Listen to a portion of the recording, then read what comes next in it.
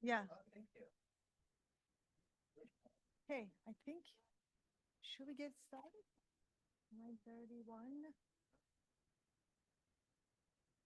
Did Lorraine confirm? Okay, we'll give it a minute, maybe.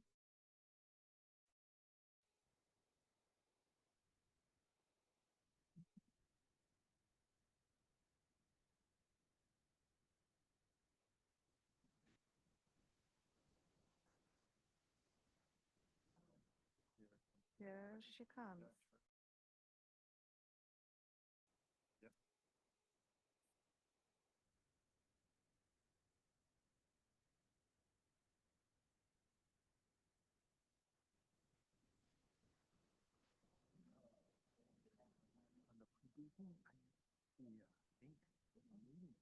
I'm waiting and I'm looking at all my emails. You and I should exchange the cat, cell. Oh. So, yeah, so I sent Vanessa an email, go, hey, I haven't Yeah. got anything. And she didn't respond till afterwards. Yeah, but just, we should probably have our cell numbers Yeah. to kind of for that. Well, she has texted me in the past, like, last time she says, where are you? And I said, I'm in the lobby. Oh, okay. Good morning, everyone. I'm going to get started. We have everybody who's confirmed here this morning. Before we get started, I would like to ask our interpreter to walk through how to access our interpretation services for today's meeting. Please proceed. Announcement from the interpreter. To use the interpretation feature, please scroll to the bottom of the Zoom screen where the meeting controls are. Click on the interpretation icon, the world, and select English as your language. If you're joining through the Zoom mobile app from a cell phone, tablet, etc., please press the ellipsis and then interpretation and then choose your language. Finally, click on mute original audio to not hear the original Spanish low in the background. Headsets are available for interpretation. If you're in the meeting room, please check out a headset from the receptionist in the lobby. Aviso por parte del intérprete. Para hacer uso del servicio de interpretación, por favor de desplazarse a la parte inferior de la pantalla de Zoom, donde aparecen los controles. Haga clic en el icono de interpretación, el globo terráqueo, y seleccione Spanish, español. Y si está utilizando la aplicación de móvil de Zoom desde su celular, tableta, etc., presione los puntos suspensivos, luego interpretación y luego el idioma. Si desea escuchar el audio original en inglés en el fondo, por favor seleccione Mute Original Audio o silenciar audio original.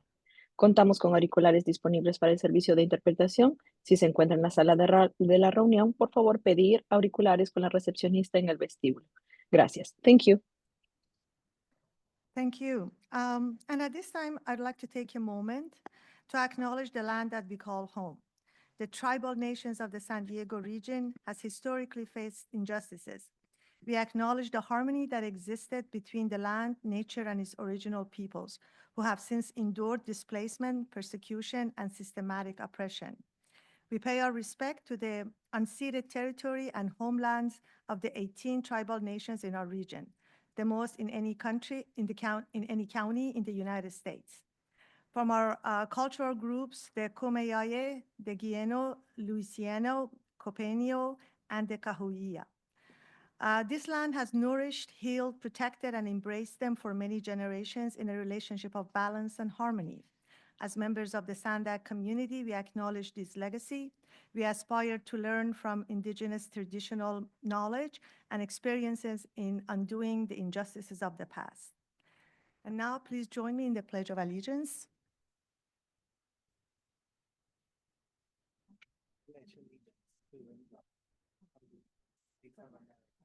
And to the republic for which it stands, one nation, under God, indivisible, with liberty and justice for all.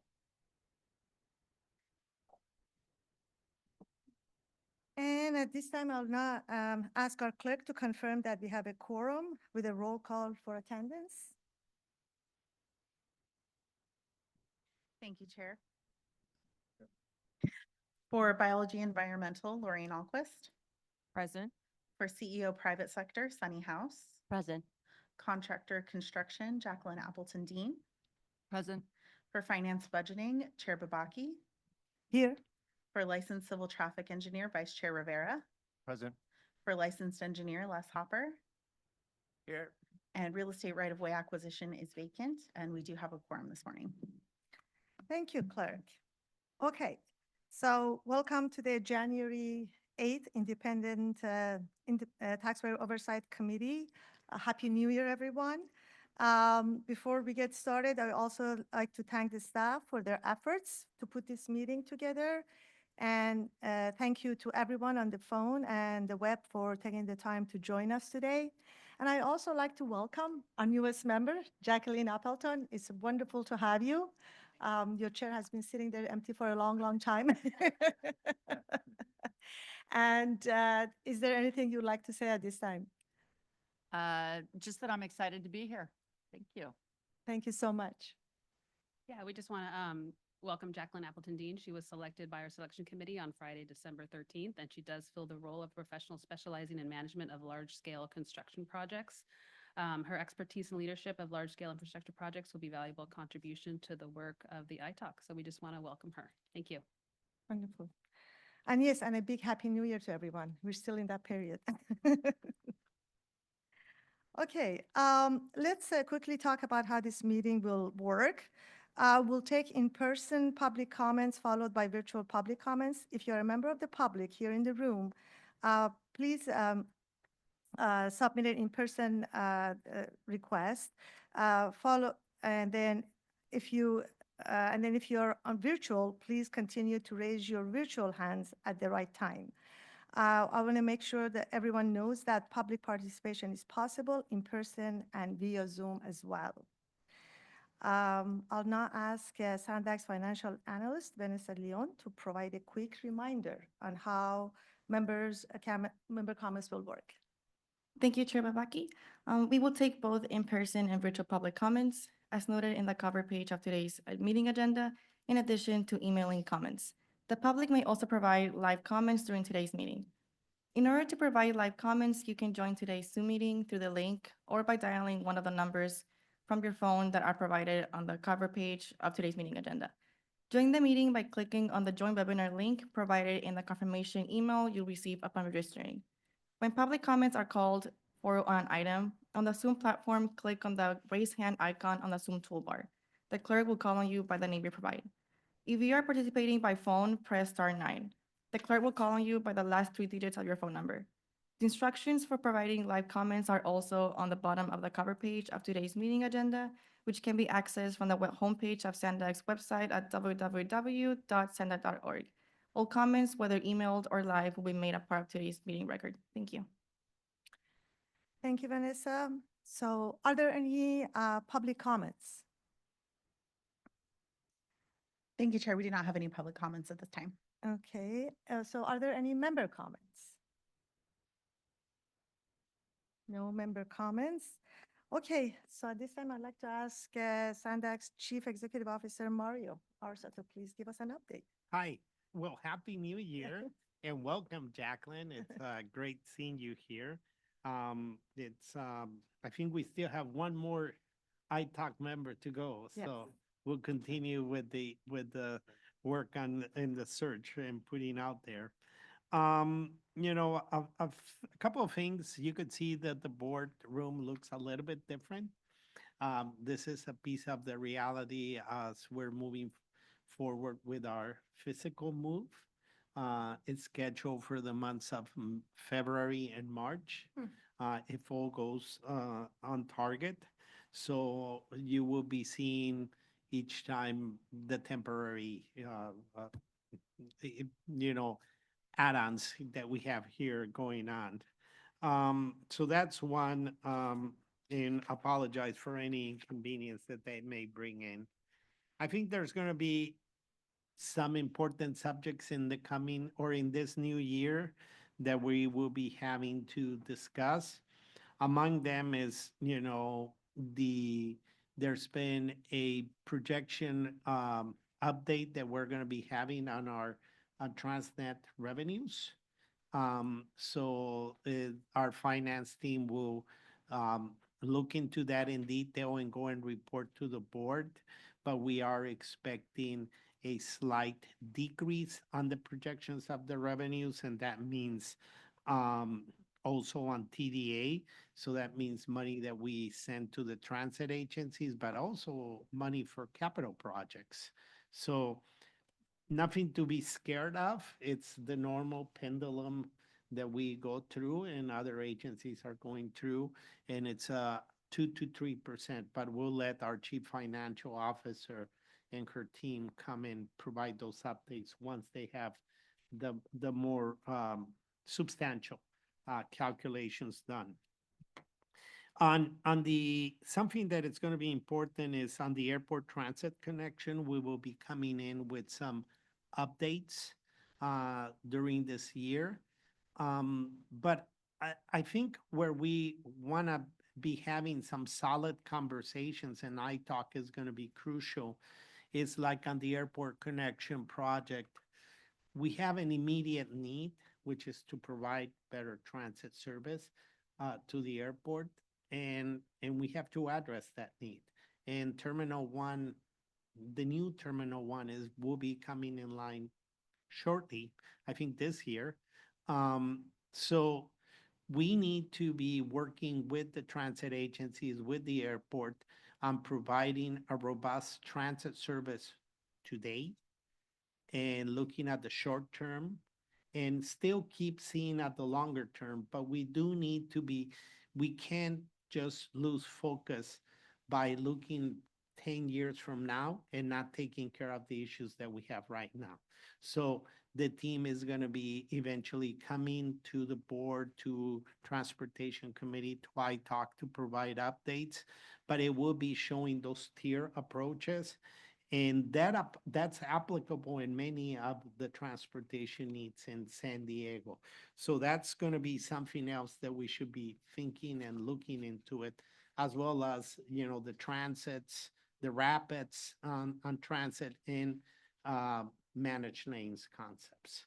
So that's something that is very important. Border to Bayshore Bikeway, there's some closures, and I'll let the team, you know, our web pages, I'll redirect everybody to look into the closures that we're having there, as well as an absolute work window closure for the Lausanne or the line in Del Mar in that area. So I would also, I have a bunch of closure times and all that I won't bug you with it. I think our web pages and our comms team will give that update for those who are interested. I do want to remind that there's a nationwide text scam on the transponders. So different people who have transponders, let it be in Orange County, in the Bay Area, or in San Diego, are receiving from a weird number of outside the U.S. Myself, I received that saying, hey, you should click here to pay your account. Again, it's a scam and it's nationwide occurring. We do not send text messages for our transponders in any of that. So any suspicious messages, you know, please do not reply, do not hit the link. And that's it, you know, excited about 2025 and all the new partnerships, and hopefully we'll continue working in reshaping the transportation and bringing in more assurances of SANDAG's goodwill and objectiveness in providing service to the public of San Diego. Thank you, Thank you. Mario. And where are you moving to again? The new location? It's called the W, and it's on Broadway Street across the courthouse. Oh, okay. Yes, so be prepared to come next over. I don't know if we're gonna have the next meeting here or over there. Where are we? I think we're currently scheduled to have it here for February. Oh, okay. Yes, Don't so, want to drive to the wrong location. no, we'll make We'll sure, make sure we let you know. you know, we, to be quite honest, we have a schedule around March to begin most of the meetings there and the move to occur. But we also have some floating issues happening on power being supplied to the entire building, our account. So there may be some fluctuations on those schedules. Yeah, Okay. thank you. All right, great. Okay, thank you so much, Mario. Those are very helpful. Thank you. Also, before we go on to the agenda, I'd like to announce, as Mario mentioned, that there's ITALK position for professional in real estate, local economics, or right-of-way acquisition is open and vacant. If you know someone who is qualified or might be interested, please let them know. And for that, they can contact SANDAG staff through email address that's provided on the ITALK's website to present their interest. So, Maya, yes. What's the application deadline now? Oh. It's January 20th. It was extended. January. Okay, thank you. Thank you. Moving on to the consent agenda, we have items number 2 and 3 requiring an action. Are there any public comments on the consent agenda? Please raise your hand at this time. We do not have any public comments. Okay, in that case, are there any member comments? Okay, if no further comments, can I have a motion to approve the consent agenda? Motion to approve consent agenda items 2 through 4, Rivera. Can I have a second? I second. Sunny, okay. So Frank making the move and Sunny seconding. Can I have a vote, please? For biology environmental, Lorian Alquist. Approve. For CEO private sector, Sunny House. Approve. For contractor construction, Jacqueline Appleton Dean. Approve. For finance budgeting, Mariam Babaki. Yes. For licensed civil traffic engineer, Frank Rivera. Approve. For licensed engineer, Les Hopper. Approve. And that motion does pass unanimously. Great, thank you. And we're moving to the report items. Item number 5, a TransNet Major Corridor Projects Update, State Route 67. That's presented by Sam Amen, Miyoko Nakajima, and Karina Cantero Angel from Caltrans. So this item is in the effort of updating our policy advisory committees, our board, everybody, what is happening and what we're working. This is the update on State Route 67. There is a major project, the environmental document for emergency evacuation routes, but also I'm pretty sure SANDAG Caltrans is going to be talking about the operational improvement efforts that they've been doing. So there's been a lot of work on the SR 67, and there's a lot of work coming up in the future. It is a very pristine route, so it has its challenges, both from an environmental, topographical point of view. So I'll let Karina, Sam, Miyoko, and Clint, also our program project management director, is with them in the podium. So I'll let them kick it off.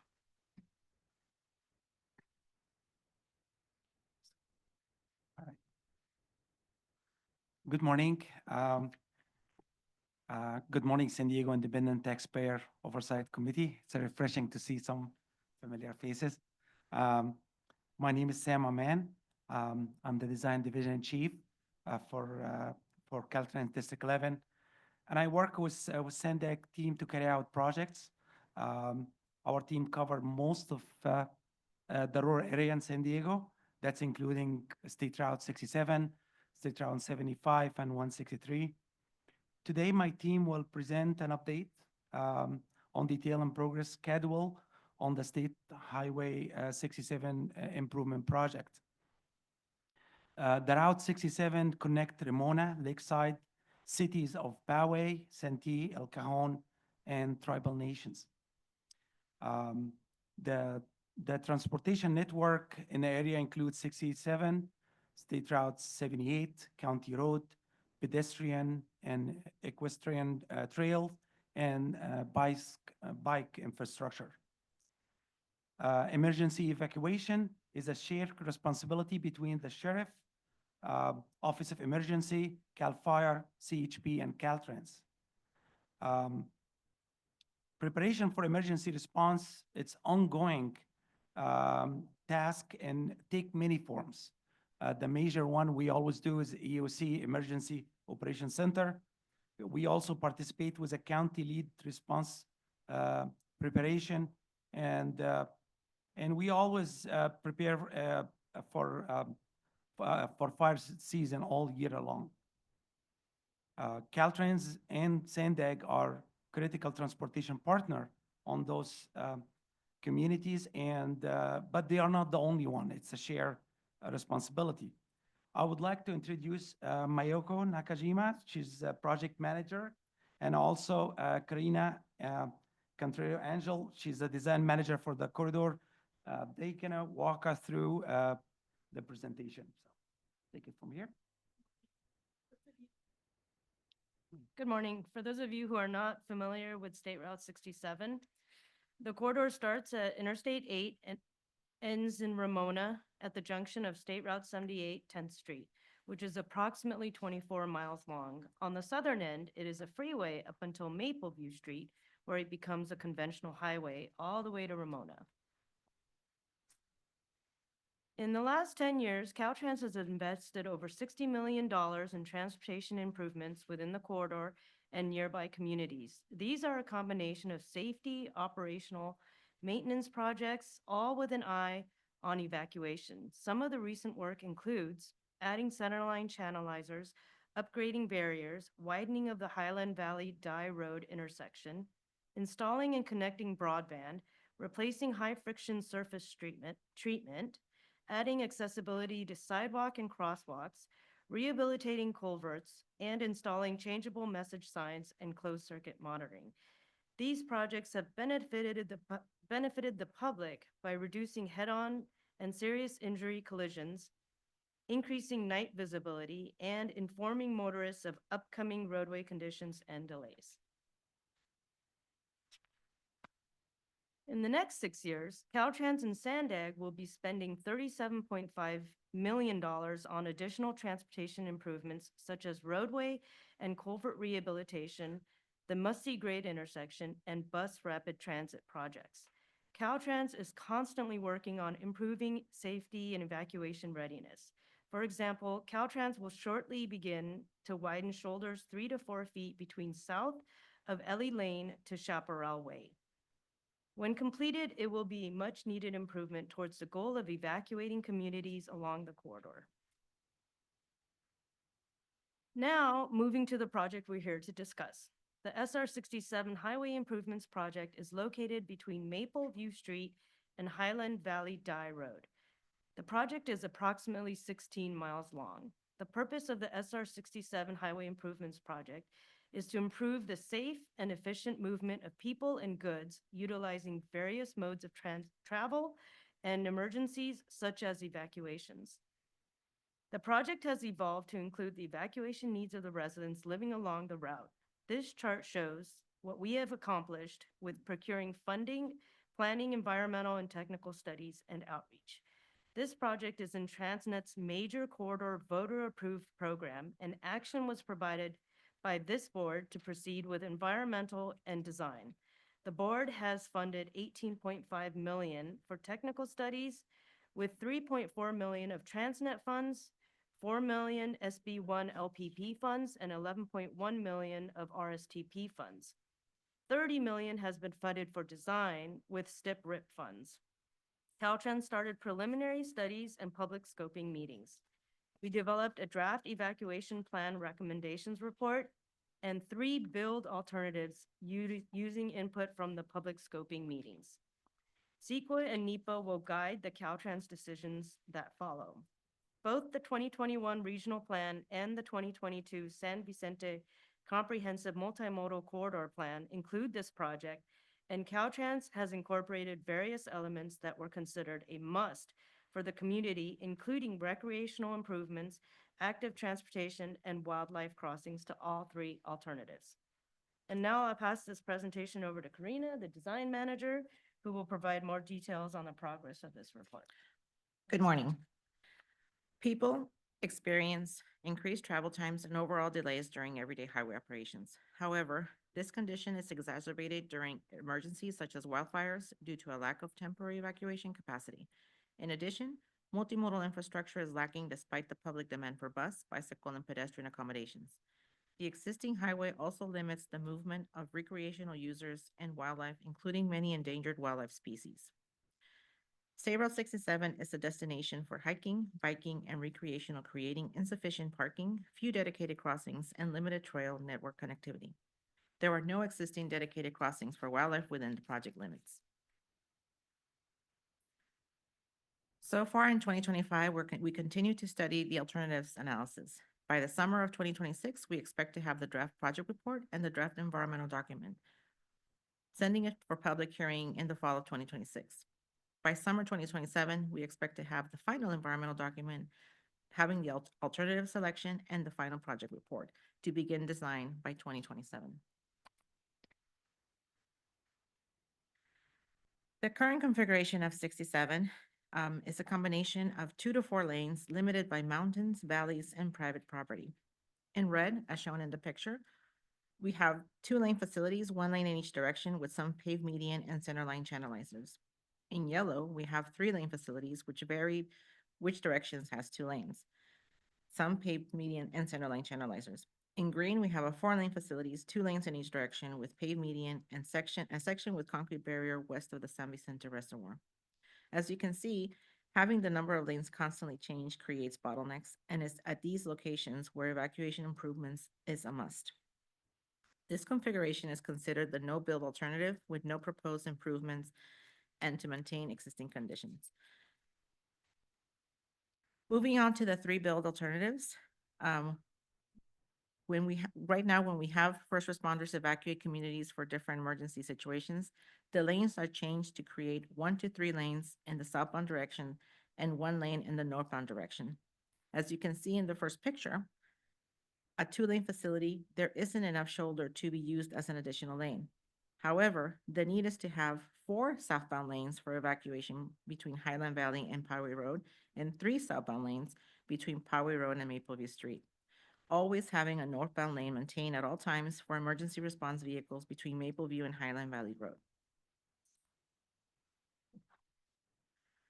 Alternative 1 that we're currently evaluating in the environmental document proposes to add 1 to 2 lanes throughout the project limits, adding a dedicated 2-way left turn lane to make full 4-lane highway across the 16-mile route. This alternative also adds a continuous multi-use trail used through the project limits. As you can see in this picture, the purple shows where the added lanes are adding a total of 20.7 lane miles to the project limits. A lane mile is the width of or lanes multiplied by the length of the highway. This is the most impactful alternative. Alternative 2 we're studying is where shoulders would be widened for temporary evacuation across the 60-mile route and minimal dedicated 2-way left turn lanes. This alternative has no lane widening. The multi-use trail between Poway Road and Highland Valley Road shown in the picture would be utilized as the northbound lane for emergency responders. And finally, alternative 3, with some lane and shoulder widening across the 60-mile route and dedicated 2-way left turn lanes. Here in this picture, the purple shows where the widening would take place for a total of 10.9 lane miles. Again, a lane mile is the width of the highway times the length.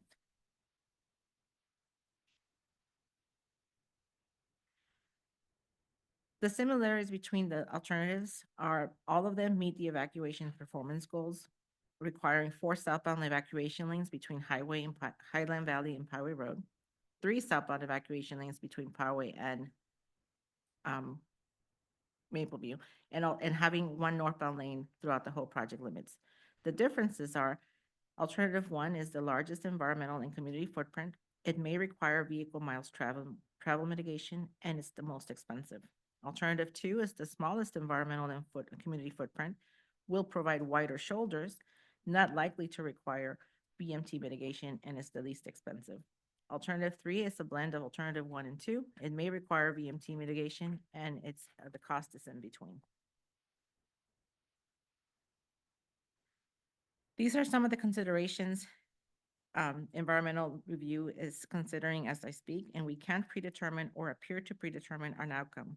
We are sharing all the factors we must consider and evaluate for each of the alternatives.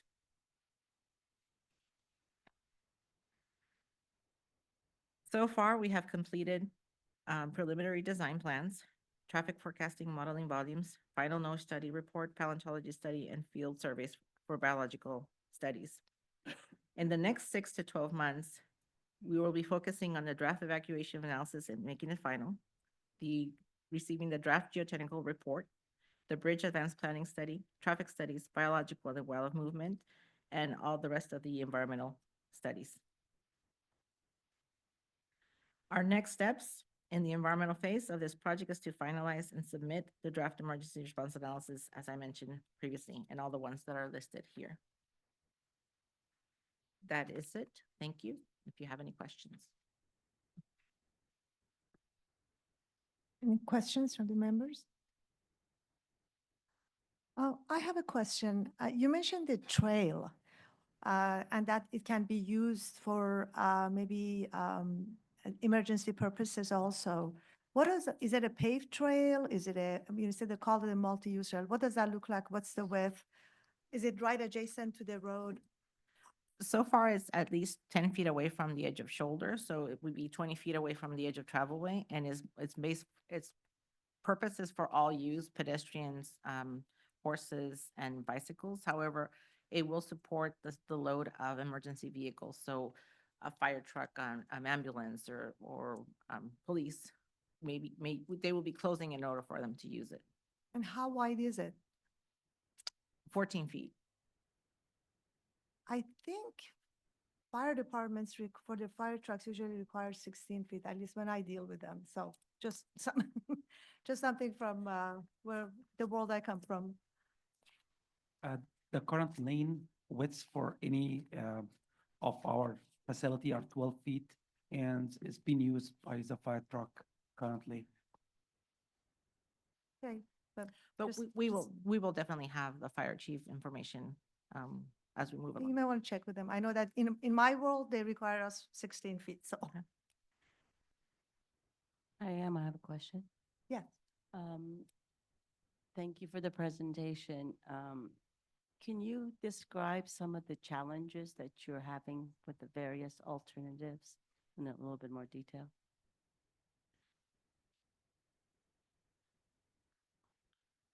Excuse me, sorry, I was making notes. No problem, Karina. Can you explain some of the challenges that you're having with the various alternatives that may impact your decision on selecting the locally preferred alternative? The biggest thing is the geography of the 16 miles. I mean, we have very mountainous, rocky areas, so we have a substantial amount of retaining walls that will need to be installed for any of these three alternatives, which, bumps up the cost for them. So far, we have at least 153 retaining walls in various sizes, depending on the alternative. So it's substantial. That's the biggest one. Another one is volumes. The staging of the project is going to be very complicated because we're not going to be allowed to close 67 to build this. Plus, there's just utilities conflicts that we need to extend, drainage features that we have to connect or extend, the community input, making sure that we're engaged with all of them and trying to get their input and incorporate it into our design. And the various environmental issues that we have, SR 67 is very culturally rich, a lot of biodiversity, a lot of wildlife that is there that we're trying to protect. So there's pretty much every challenge that there is, we have. Okay. And for the construction and implementation, is there a plan to maybe phase this, or is it all going to be done at the same time? No, it would have to be phased. I mean, 60 miles, there's a segment in the northern area that has the most need just because of the bottleneck, as you saw in the picture. Okay. That would probably have to be done first. And depending on funding, we would have to distribute and see which phases would continue to be funded or not. So yes, it would be phased. Thank you.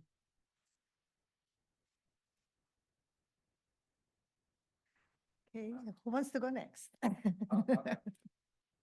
My question is probably out of ignorance, and it's maybe environmental, so Lorraine, maybe you know, but I'm really curious if this is being touted as an emergency evacuation project, how are we triggering the nexus for legislation to call it capacity increasing for VMT mitigation?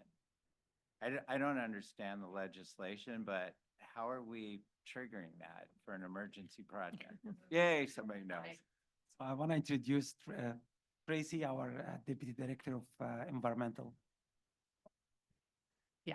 Hi, so the way that capacity increasing is determined is based off of factors in the design. So anything that potentially would it's widening, that could be used for vehicles. So we look at induced demand. So if the project itself could induce demand or cause any type of growth, it could trigger the vehicle miles travel CEQA significance determination. So even as an emergency evacuation, some of the alternatives include additional lane usage. So that means that they would be used outside of evacuations, which potentially could induce growth and or demand, which would require us to do a VMT study.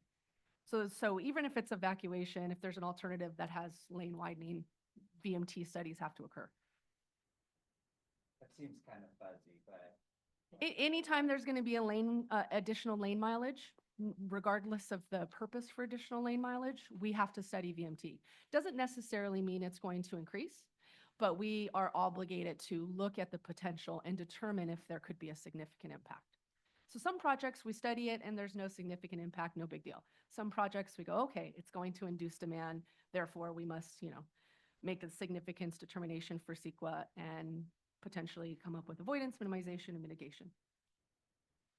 And also, there's a difference between VMT increasing in rural areas versus urban areas. And this project is in a rural area, which is a little different than the urban. So this might not create significant impact. Yeah, there's different calculations that you do depending on the population sizes. So this one's a little tricky, but for the most part, it's considered rural. So. But no matter what, we have to study it. Okay, I think Jack had a question. Yes, so does alternative 2 preclude alternative 1 for future? I mean, and I'm talking about future. So let's say you build alternative 2, would alternative 1 be precluded for, like, it seems like it's a larger footprint. Does that make sense? Are you saying it's alternative 2 would be like an interim improvement and then alternative 1 would be later? Possibly. Could you build 1 if 2 was built? Yes, the structural section for the shoulders on alternative 2 are going to be full width to be used for evacuation purposes only, but it has to take the load of regular vehicles. So in case that happens in an ideal world, the shoulders would just be able to be striped into another lane. Okay. And you mentioned retaining walls and things like that. I mean, Those a little would bit have to. familiar. So both alternatives are going to have retaining walls and things like that, correct? They do, but if alternative 2 is chosen, the location and size of the walls are different than alternative 1. So if we build alternative 2, those retaining walls would have to be demolished and then build new ones. Okay. To accommodate the Yeah, that's footprint. kind of what I was talking. Okay, thanks. Okay, Lorraine. Well, thank you very much for the presentation. I worked on this project when I worked for the County of San Diego back in 2004, 2005. So it's interesting and it's still going on and certainly morphed into something much more complex. In regards to that, for the wildlife crossings, how many are you proposing and are those going to be elevated or underground? Because I know that the cost implications for the wildlife crossings are significant.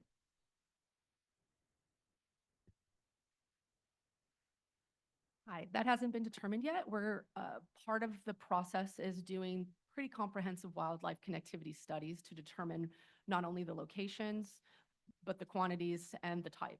So we aren't quite there yet. We have just kicked off, well, we've done some of the studies, but we're kicking off the second set to identify specific locations and which type. So to be determined.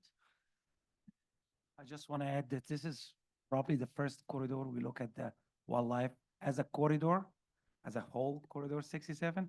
So we don't know yet, even if we identify different locations. We may not add them all in the same projects, but looks like you, yeah. No, looking at additional, we're looking at the entire corridor ball beyond this specific project. So we've actually looking at all of San Diego County at the moment and mapping it out for wildlife connectivity. So though it's this project, we're looking at the entire corridor. So there may be subsequent projects that come from this to enhance wildlife connectivity within the region. Thank you. But it's a good for us because sometime we have shop project coming up. Even before this project comes, we may be able to deliver some of them. So we'll be using this study for our own cause. And just regarding the federal component, is FHWA the lead federal agency? FTA? We are. Oh, through NEPA delegation. So it's FHWA through NEPA delegation. Thank you. Frank? Yes. So it's kind of also relates to the wildlife crossings, and that's to be determined, but also on the trail connectivity, are there trails that are at grade crossings today that are going to be looked at as undercrossing, or maybe even, you know, the wildlife crossings, sometimes they overlap. And so the concern I have is on the trail crossing, the maximizing the visibility if there's going to be crossings or some sort of signalization or warnings so that the motorists know that they're coming across a at-grade trail crossing where they could expect bicyclists or hikers.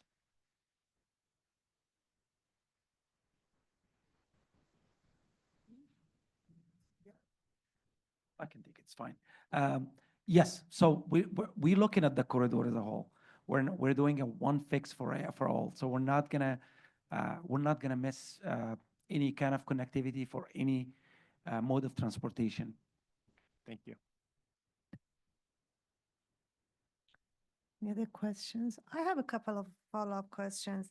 So you're talking about three different alternatives, when one is the most impactful, one is the least, and you also talked about $30 million that for the budget that you have allocated. So how do you know this is adequate for whatever comes up, comes out to be the alternative chosen? That's a good question. It depends. So I'm gonna back up one step. It depends what alternative it's gonna end up in the process.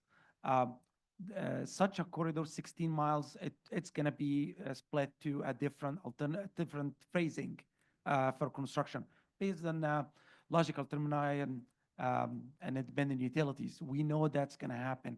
It's a large project. Even the cheapest alternative or the smallest alternative, even if that's get picked, we still have to phase it.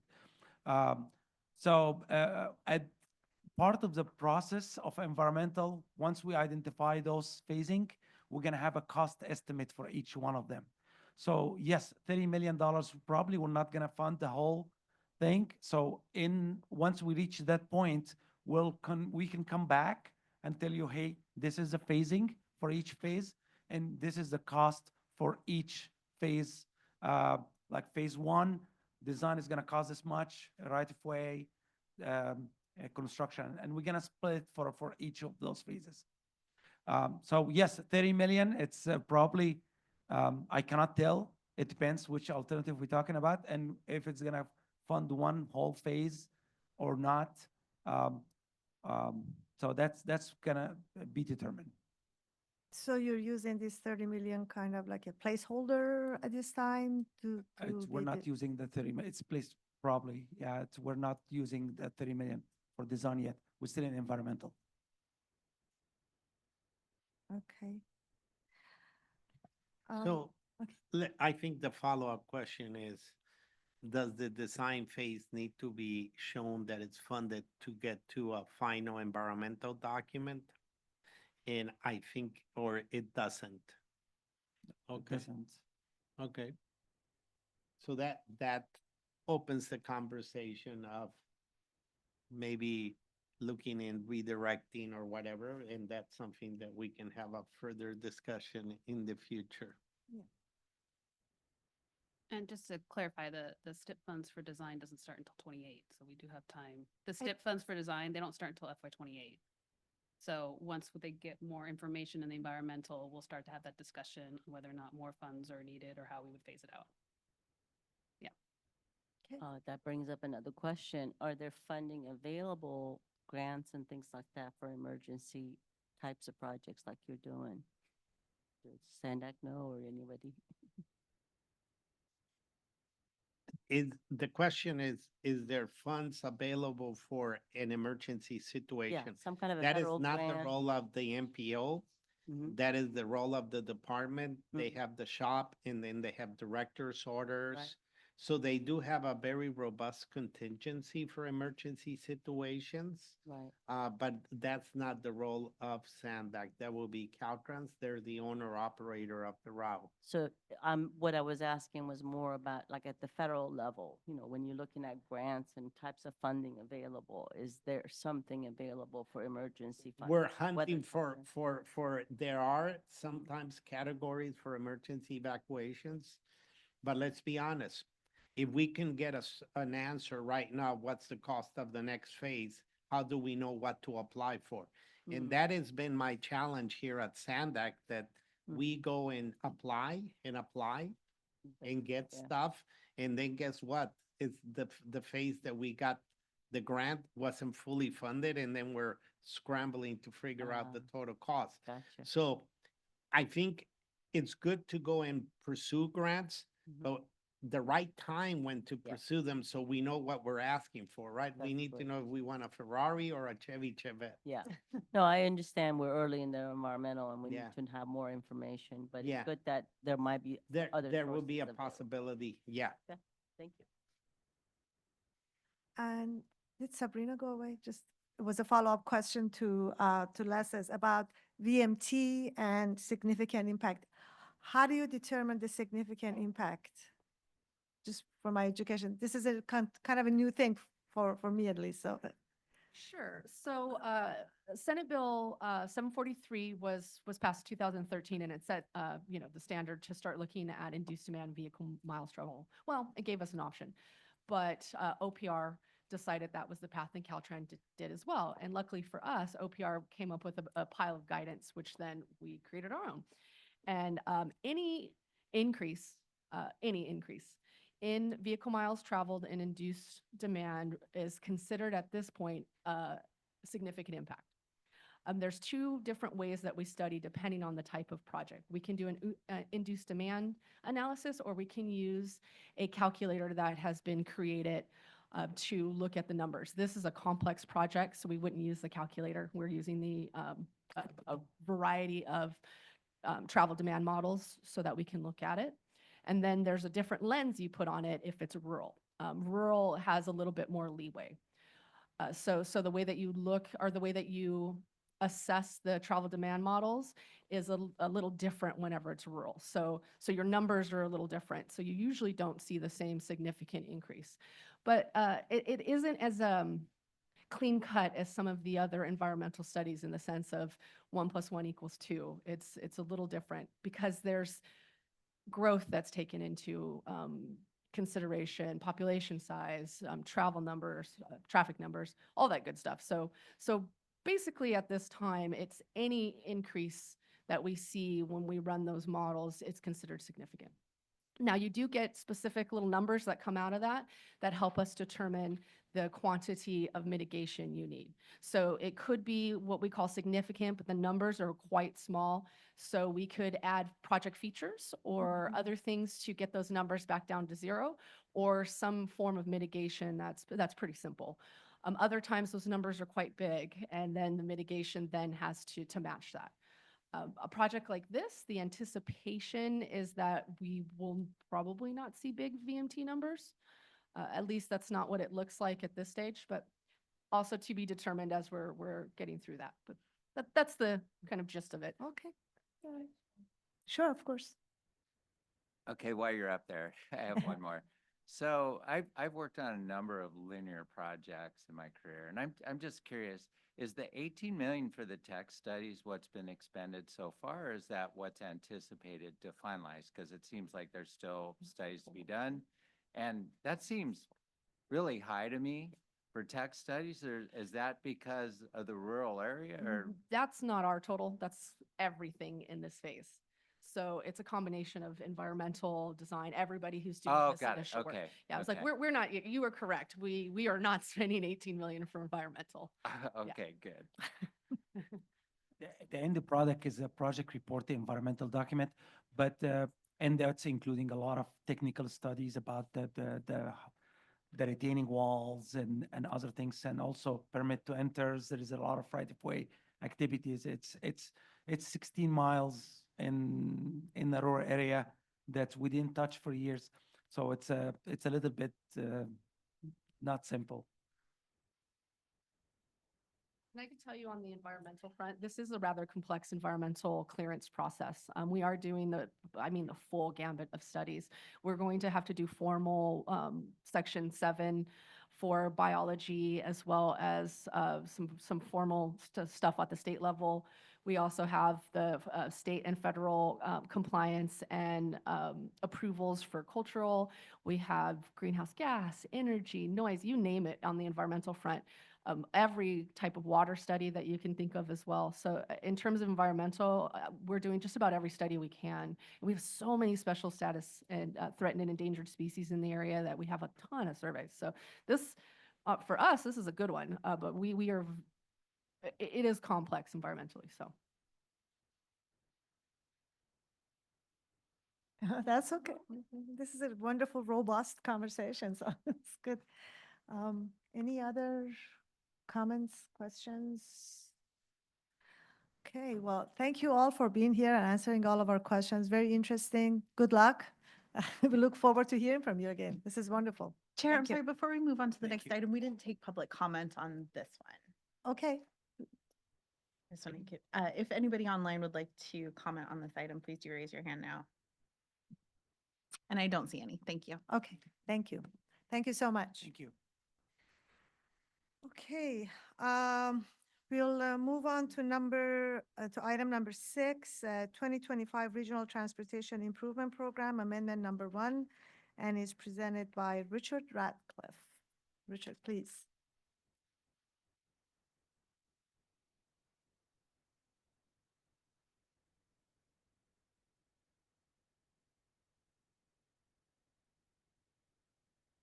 Thank you, Chair, and good morning, ITALK members. Item 6 is Amendment number 1 to the 2025 Regional Transportation Improvement Program, or RTIP. On January 24th, the SANDAG Board of Directors is expected to approve Amendment number 1. And today, the ITALK is asked to provide feedback on this proposed amendment, focusing its review on the TransNet funded projects.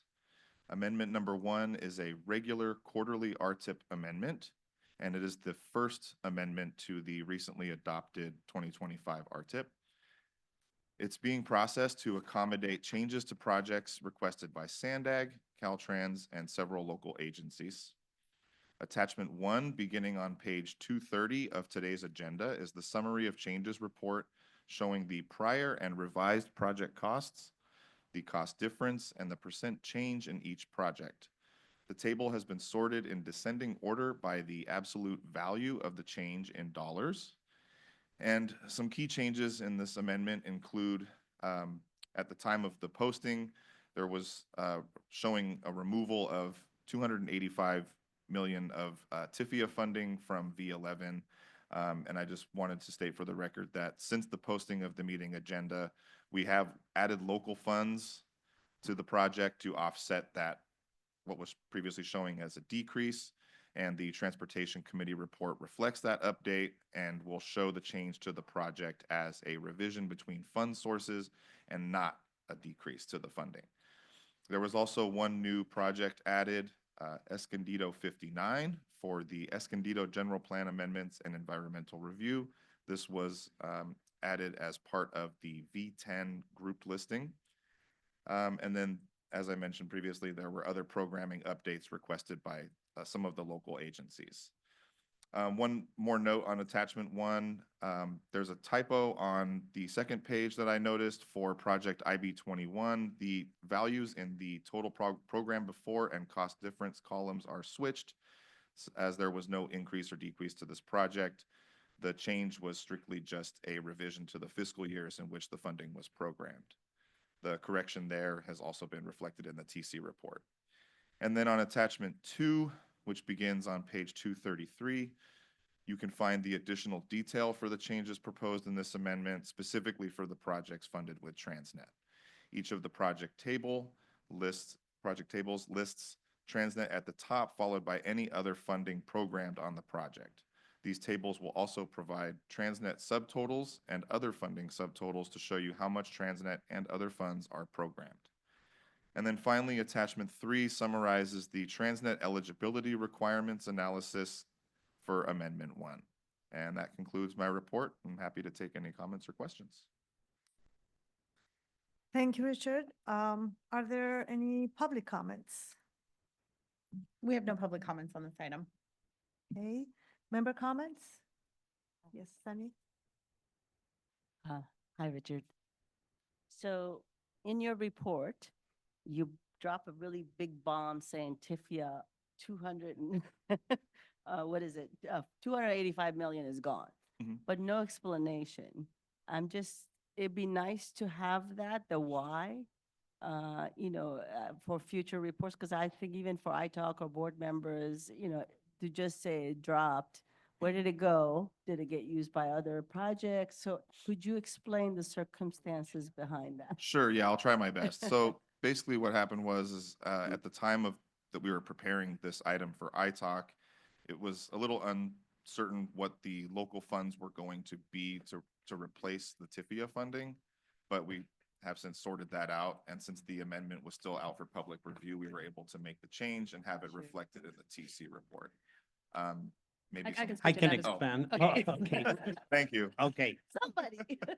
So TIFIA is a loan from the federal government, and it has certain requirements. And at this point, when we evaluated the TIFIA programs, the conditions of TIFIA aren't the optimal conditions for Alta Mesa East. So we will be bonding for it. And actually, we just put up a request for information to even see if there will be investors' interest to loan us the money besides bonds. So we will be issuing bonds for this project, but not through the TIFIA program. So they would be non-recourse bonds. And like I said, we're even exploring if there's even a better opportunity from another type of triple P without waiving what the legislation requires, which is the SANDAG board is the toll authority. But in a nutshell, TIFIA wasn't the right fit of a loan program for Alta Mesa East. That's why we are not going there, and that's what this is showing. So that amount was an anticipated amount, not already secured. It's not money in the bank. Okay. It was a projected amount of a loan from the TIFIA program. Sure. And in lieu, we're going to be doing bonding that is not TIFIA supported. Okay, thank you. And also in regards to your other comment, we used to provide detailed information on every single project and every amendment, but as part of our way to kind of make our agendas a little bit more succinct, we took that out. So if that's something that you'd like to see maybe for projects that have a big or a different decrease or increase, we can add that additional information back into the agenda for additional information. Well, I think what would be helpful, because you've already under key considerations bulletized that. That's the only place I think it's important to just, at least if you've already identified, highlighted that as a big deal, it'd be nice to at least explain that. Because I went down to the forum, tried to look everywhere, what's happening, and nothing was clear. So that does, I don't think that's required for every project. And if we question, we can ask. But, something like that, you've already bulletized it. The second one is, addition of a new project. Okay, I'm assuming, things change, but at least with this one would have been nice to have a little bit of more explained. Not that we can't ask here, but, things like that under key considerations would be helpful. That's all. Thank you. And so with the 280, you said there were other funding has been secured. So in the final, do we see a change to this report? So it's not quite, so as Mario had Yeah. mentioned, we're looking at other avenues, but we don't Okay. want to lose that full amount that we Yeah. are still going out for. Okay. So if we were to reduce that project in the R-tip, then it would kind of cause some the project has decreased, which it hasn't. Yes. We just, that local funds is kind of a placeholder from what we're Okay. currently going out and looking for. Okay, so that the numbers will be different than what's in this report. Correct. The because- TC report will show a Gotcha. zero change, net change. Okay, so that will show up in the TC report, Yes. not here. Correct. So we'll just have to look that up. Thank you.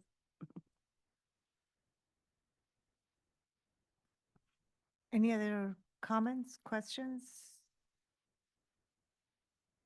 I think that's it. Thank you, Richard. Thank you. We're on to item number 7, Vision Zero Action Plan updates and performance measure 1 safety targets presented by Sam Sanford and Jacqueline Sisk.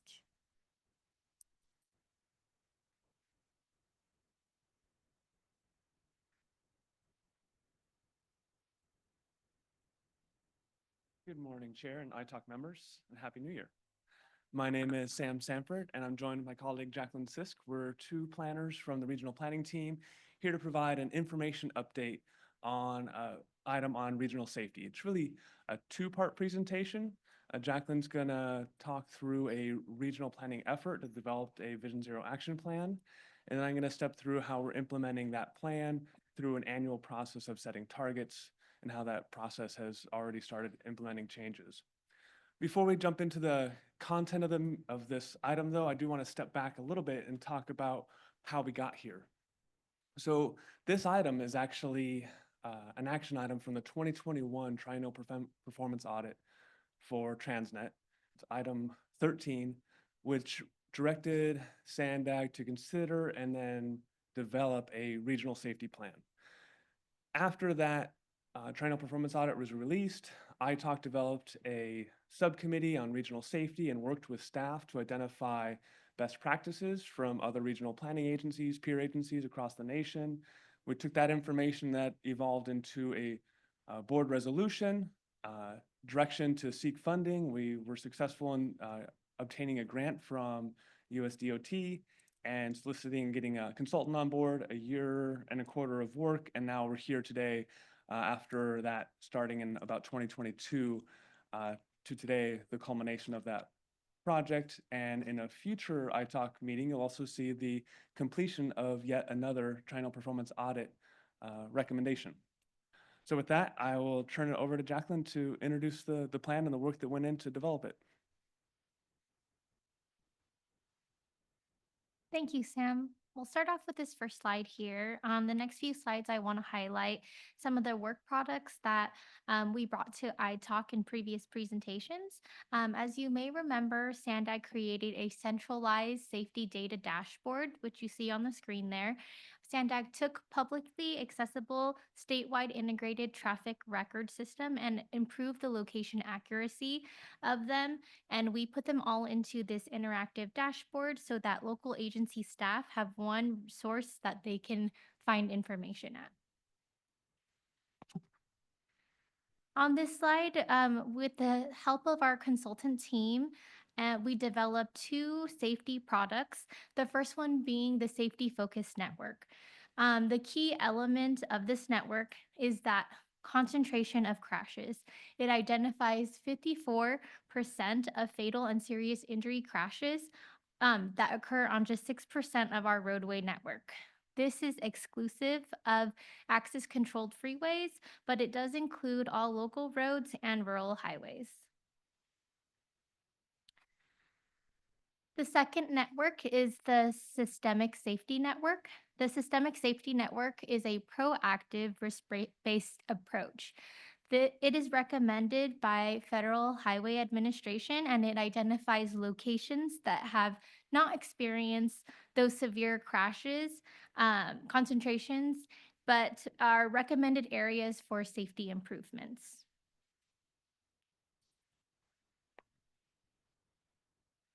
Over the past year, our project team has partnered with community partners as well as local agencies and have conducted extensive outreach and public engagement. And in partnership with community-based organizations, in collaboration with local agencies, project development team meetings, technical advisory group meetings, through digital engagement and nearly over 30 presentations, we raised awareness of Vision Zero and allowed the public to provide input to help shape our solutions. We received all the feedback, and that helped us in the planning and development of this plan. Starting with this graphic on the screen and why Vision Zero matters. The Regional Vision Zero Action Plan is linked in the staff report, and every statistic in this plan represents a human life. Between the years 2018 to 2022, 4,433 people died or suffered life-altering injuries on our roads in the San Diego region. This is why Vision Zero exists and why SANDAG developed the Vision Zero Action Plan. The goal of Vision Zero is to eliminate traffic fatalities by designing a system to reduce severity of human error.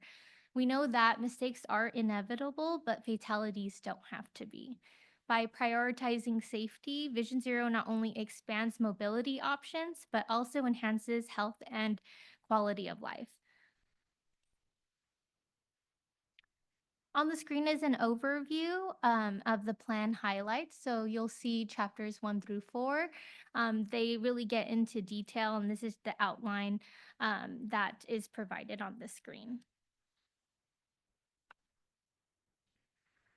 The goal of this plan is to institutionalize change in all that we do. So with this in mind, we weaved in safety into typical SANDAG processes and roles and created this structure that you see on the slide with 7 implementation actions. Starting from left to right, the categories being coordinate, advocate, plan, fund, educate, evaluate, and implement. The plan goes into further detail in Appendix C, where you can see a full list of implementation actions. So some near-term action examples. So on this slide, we're going to dive a little deeper on 3 specific examples of implementation actions. The first one being fund. SANDAG helps manage 2 grant programs, the Active Transportation Program and the Smart Growth Incentive Program. The criteria of these programs have been updated recently to better align with the Vision Zero Action Plan and provide an incentive for projects that are in close proximity to both of the safety networks. Points are awarded for improvements to safety. The next is Assembly Bill 43. So we are currently looking to support local jurisdictions with this new legislation. Assembly Bill 43 is now fully in effect and provides more flexibility for owning agencies to reduce speed limits on the roads that they own. There is technical analysis for this, and we are creating a safety corridors network analysis that SANDAG is using to support the local jurisdictions with our consultant team, and has developed a methodology and data that jurisdictions will need. In addition to that, local agencies have the option to opt to utilize this data to elect to reduce speed limits on their roadways, but essentially the material will be provided to them and they can make that decision on their own. There is additional elements in AB 43 that we're working with the consultant team to develop, and we'll go through those work elements as well. SANDAG is taking on technical analysis support to support this effort. The last one is the local agency Vision Zero Resource Hub. So we've been working with our project development team from local agencies, and we've met with them to provide them access to this Vision Zero Resource Hub. It's an online resource. Essentially, it's a development product for local agencies where they can see the data from the plan, the networks, the prioritized elements, and the scoring. The resource hub will also house the digital outreach comments that we obtained last winter, ideas for countermeasures or safety solutions based on risk factors on portions of the network. So the next steps for the Vision Zero action plan, as mentioned in the previous slide, the top of the list is a Assembly Bill 43 implementation support. We have met with the local agencies in our project development team meetings. We're currently working with local staff to provide technical assistance to showcase this data and helping them implement this new legislation for reducing speed limits. Some jurisdictions have already taken the lead and doing a great job with this, but this is an additional resource that SANDAG is providing. The next bullet down, the 2025 regional plan, similar to the 21 regional plan, which has a policy element within the Vision Zero. The 25 plan will also be similar and have a element with insights from the plan's development. And we are currently supporting local agency applications for safe streets and roads for all to assemble projects. SANDAG is here to help support on the technical side with that element, and we want to maintain that momentum to help on the to support the jurisdictions. And then the plan allows for local jurisdictions to be eligible for the Safe Streets and Roads for All grant. We're here to support the jurisdictions that are seeking funding for future opportunities with the data from this plan. And with that, I'm going to pass it over to my colleague, Sam Sanford, so that he can go into more depth explaining the Performance Measure 1 target setting. Okay, so switching gears a little bit to part 2 of the presentation, and this is one that likely will look familiar to several of you. This is a process that's been ongoing since 2018. It's a federal requirement for state DOTs and then metropolitan planning organizations like SANDAG to establish safety targets. The state sets targets through Caltrans and Office of Traffic Safety, and then all the MPOs in the state have 180 days to do one of two options, either support the statewide targets or develop regional targets. On this slide at the bottom are listed the 5 measures. The methodology for calculating the measures are set in federal rules. Essentially, the options that planning agencies and DOTs have is in the target setting process. All the monitoring is set through regulations. So I want to take a few slides to walk through what this looks like through some graphics and then how our region is doing as well. So Caltrans already has gone through and established their targets through the California Transportation Commission, shown on this slide here. They have set their targets for, this is calendar year 2025. And for all of theirs, they have a reduction, average amount reduction shown in the furthest right-hand column, fluctuating between 2.8% to 4.6%, depending on the performance measure itself. But that's the trend that they've been looking at. We did a similar evaluation for our region to see what the trends are. This statewide targets are in line with SANDAG's recently completed Regional Vision Zero Action Plan, and also the state's own goals of eliminating serious injuries and fatalities on the roadways by 2050. So it's a supportive effort. So a quick illustration of what the process looks like. We start out with evaluating current trends and influencing factors that can affect outcomes and roadway statistics, and then we try and extrapolate out to missing years of a expected future. So what this looks like using some data from our region, here we're looking at fatalities for the San Diego region from 2013 to 2022. We like to look out, find a trend, see essentially based on the data, are we trending in an upwards direction or downwards direction? For the last several years, we've been trending in the upward direction, and we are required to use a 5-year rolling average for that calculation.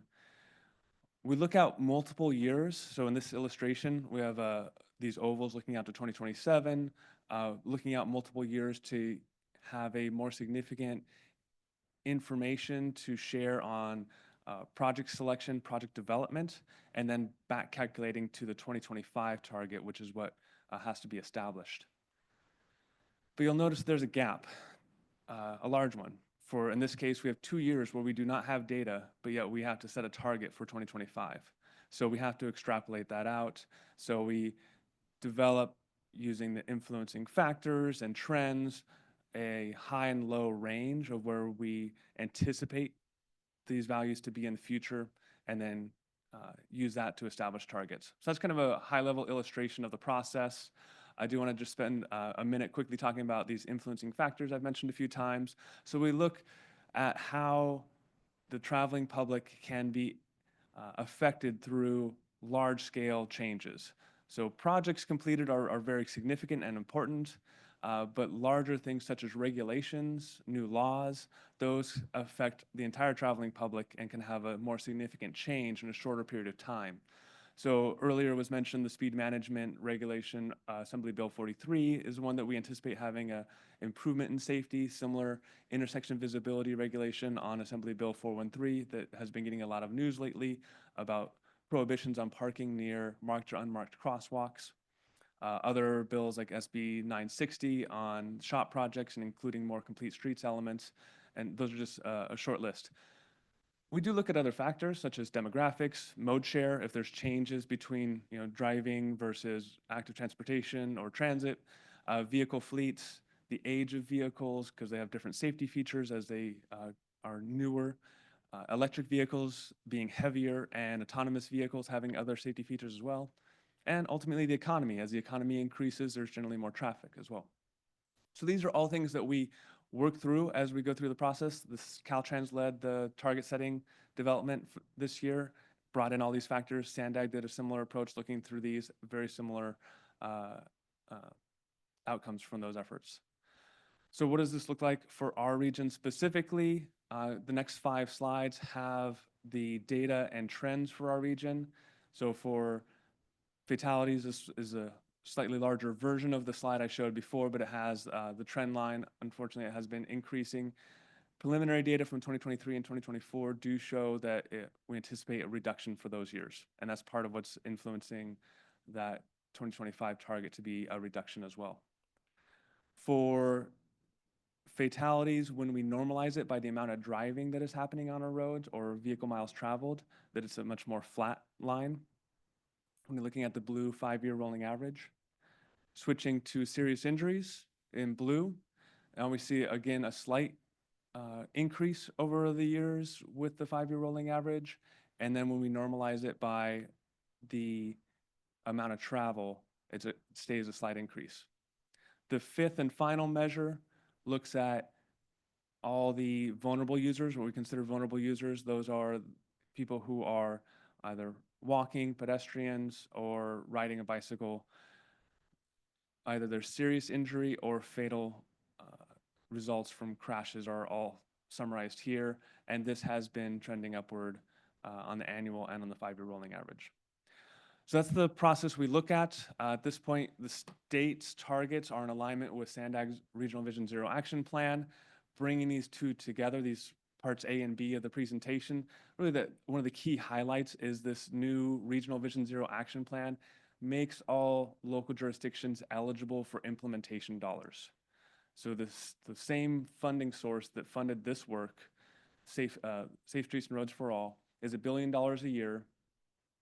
And now jurisdictions that don't have a qualifying plan within our region are now eligible. So local agencies, entities of the state, and tribes can now seek funds. And we anticipate that notice of funding opportunity to be announced this spring.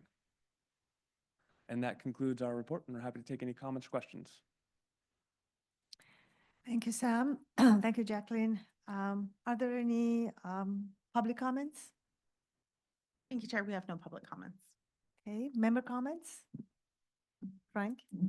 Yes, Sam, this question.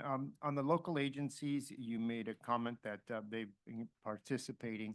Are you hearing from them that they're having difficulty obtaining the collision statistics from the law enforcement? Primarily, my concern is property damage only, that those would tend to be underrepresented by a lot more than a serious injury and obviously a fatality. We're going to be really accurate with those. Yeah, thank you for the question. It's a good one. So Vision Zero is primarily focused on those highest severity crashes. So it is focused on the fatality and serious injury. Those are the ones that under that rubric, we're really trying to drive those ones down. And property damage only, as you mentioned, it's likely going to be underrepresented, less reported. So Vision Zero is really focused on those highest severity crashes. If we can eliminate those are the priority. Others are going to be less so, but that is a challenge. Work has been done on what Jacqueline shared with the safety data dashboard to improve the location accuracy of all crashes, but starting with those highest severity and then working down to the lower ones. But that does not capture the ones that were not reported to an officer. Okay, thank you. Sani? Hi, Sam. Thanks for the report and the good progress you're making. I'm very excited about this.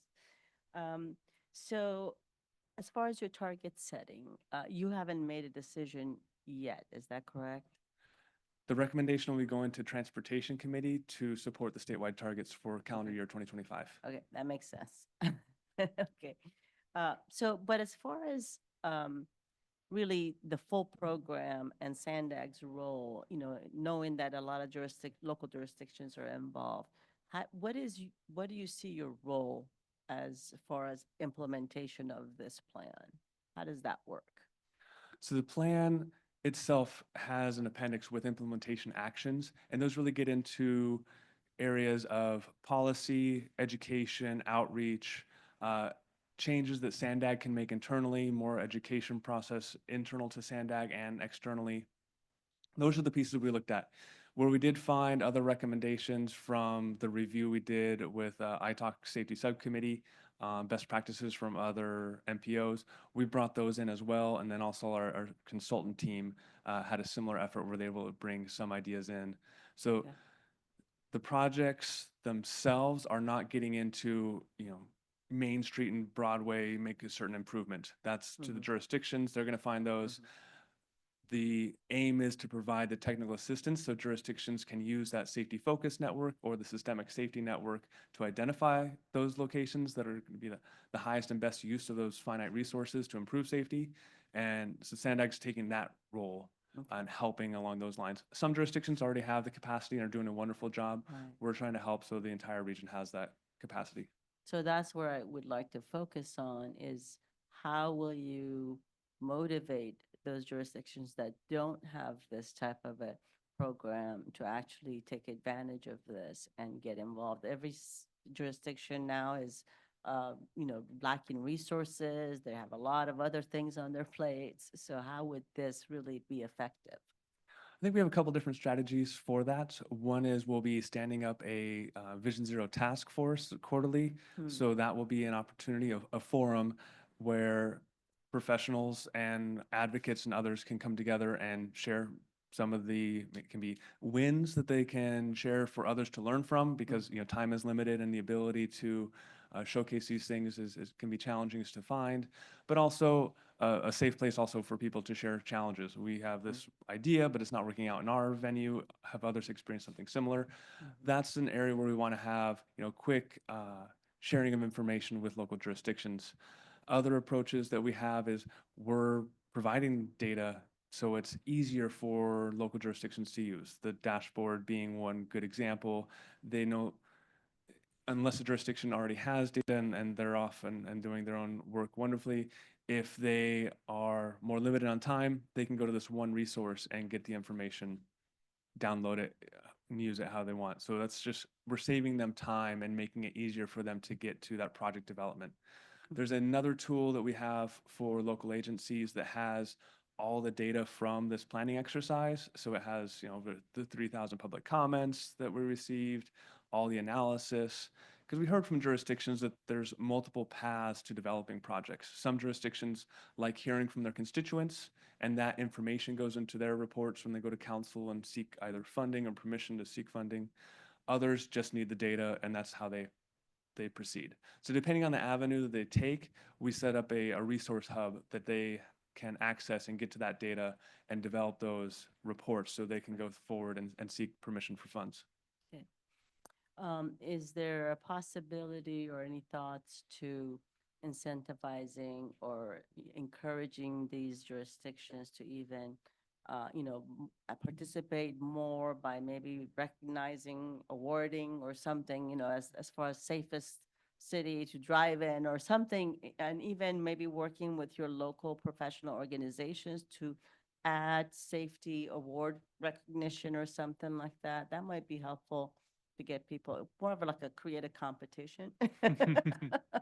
So that might hopefully, because important thing is we are trying to make the traveling public safer, when they get on the road, but I know there's a lot of other priorities and that are competing. So this would, anything you can do to help basically some of the smaller jurisdictions, or provide assistance or some way of getting them to get on the bandwagon. So, thank you. Appreciate that. Thank you. Do you have any other? I have a couple of, I really like your last recommendation, Sunny, and I think maybe that may become one of the criterias for awarding as GIP or something. It's like, wait, like a little thumbs up that you guys did great. I don't know. That was really, that was really nice. My question is about the targets. How did you go about setting them? So for this round, we're looking to support the statewide ones. So we did a similar exercise to what Caltrans did in calculating their targets, where they look out at 2027 and look through those influencing factors and have a range of high and low of where they think the observed data will eventually be, and then back calculate in 2025. So we went through a similar process, very similar results, and due to the alignment of our visions, both Caltrans and SANDAG, staff is recommending that we support the statewide targets.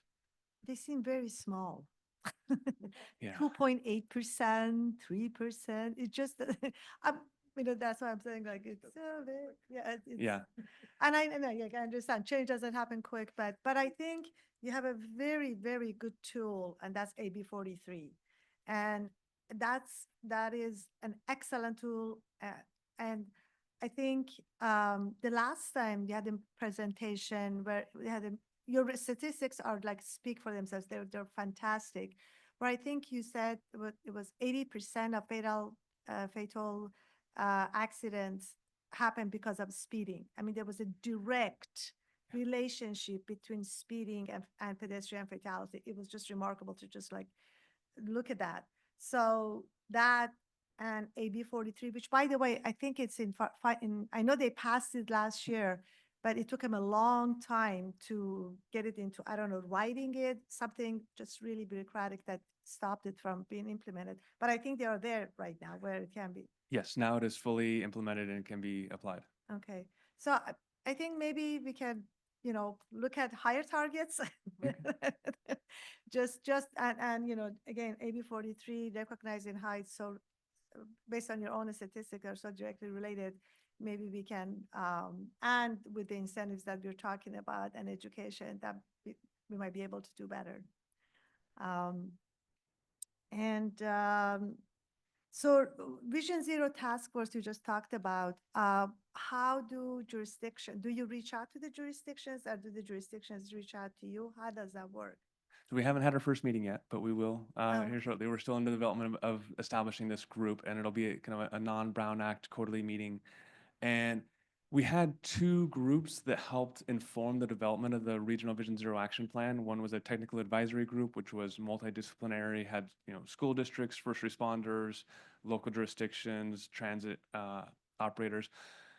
That group helped inform the plan.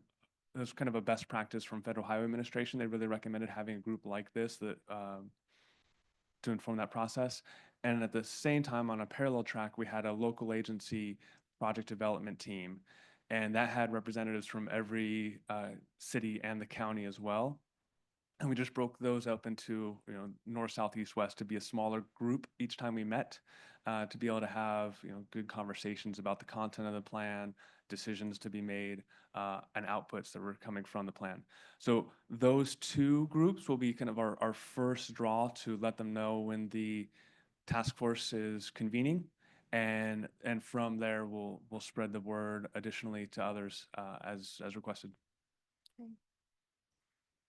Okay, thank you. But that was very, very informative, very important work that you guys are doing. So thank you. Numbers speak, so this is very helpful.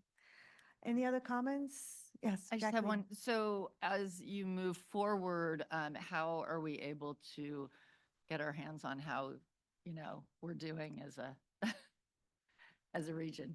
That is a great question. So part of this plan includes implementation monitoring process. So every year we'll be coming back with both how we're doing on regional statistics, what we're seeing in our roadways, albeit we have a delay in data of 2 years, so we do have that challenge, but also how we're doing in the implementation of the tasks in the plan itself. So it'll kind of be a two-part element in that report that'll come out in a year. And then will this also information be public facing? So you'll have it somewhere on your. It'll definitely come to working groups and policy advisory committees and like I talk.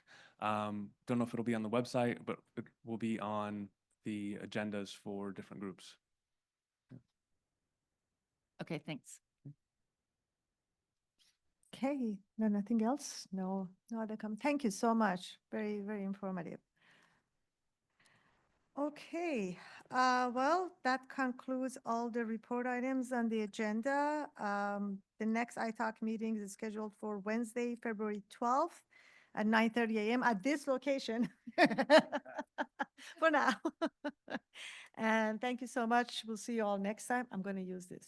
Adjourn.